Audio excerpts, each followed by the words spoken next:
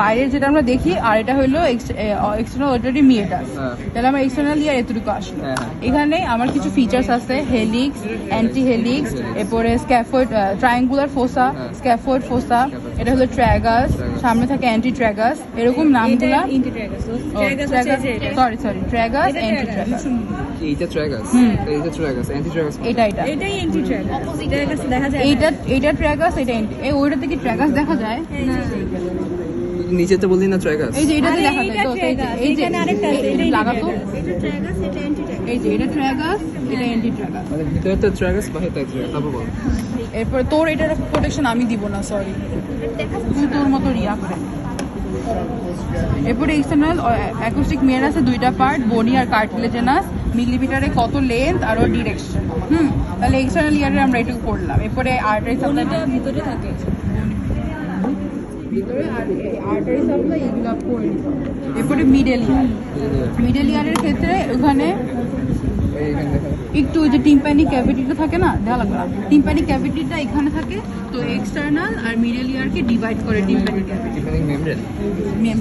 তাহলে টিম্প্যানিক মেমব্রেনটা এখানে থাকে।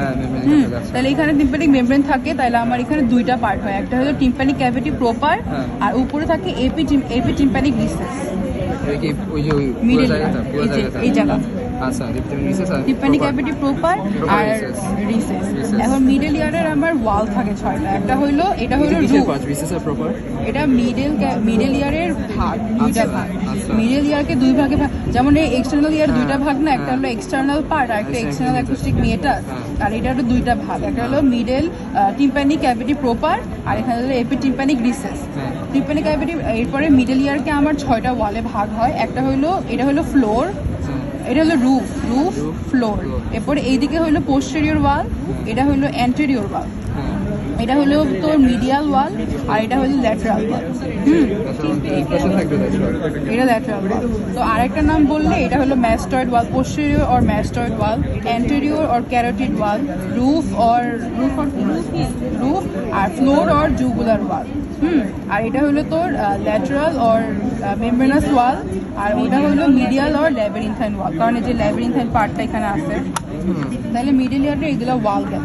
তাহলে আমার পোস্টেরিয়রের মধ্যে কিছু ফিচার্স আছে, এত কিছু আমরা জাস্ট নাম বলে যাবো কারণ দেখানো যায় না, কিন্তু এখানে এপিটিম্প্যানিক রিসেসটা তো এখানে থাকে, আর এটা হলো আমাদের ম্যাস্টয়েড এন্ট্রাম। তাহলে এপিটিম্প্যানিক রিসেস আর ম্যাস্টয়েড এন্ট্রামের একটা কানেকশন পয়েন্ট থাকে, যেটাকে আমরা বলি অ্যাডিটাস। এই যে এইটুকু, এই যে এটা হলো ম্যাস্টয়েড এন্ট্রাম, এটা হলো এই বোনের এইটুকু পার, ওটার ভিতরে এয়ার থাকে, এয়ার সেলস থাকে। আচ্ছা, এইটা হচ্ছে ম্যাস্টয়েড এন্ট্রাম, এইখান থেকে সোজা তার সামনে থাকে হচ্ছে এপিটিম্প্যানিক রিসেস। তো ওই এপিটিম্প্যানিক রিসেস আর এটা হলো কমিউনিকেট করে যে পয়েন্টে, ওটার নাম হলো অ্যাডিটাস। আর অন্য ওগুলা যে পিরামিড, এরপর ফোসা, এগুলা বলবো আমরা, বলে যাবো। এরপরে অ্যান্টেরিয়র ওয়ালের ক্ষেত্রে আমার 3 ভাগে ভাগ হয়, আপার মোস্ট, মিডল, ইনফেরিয়র। এখানে আমার হলো canal for tensor palatini muscle, আর টেন্সর কি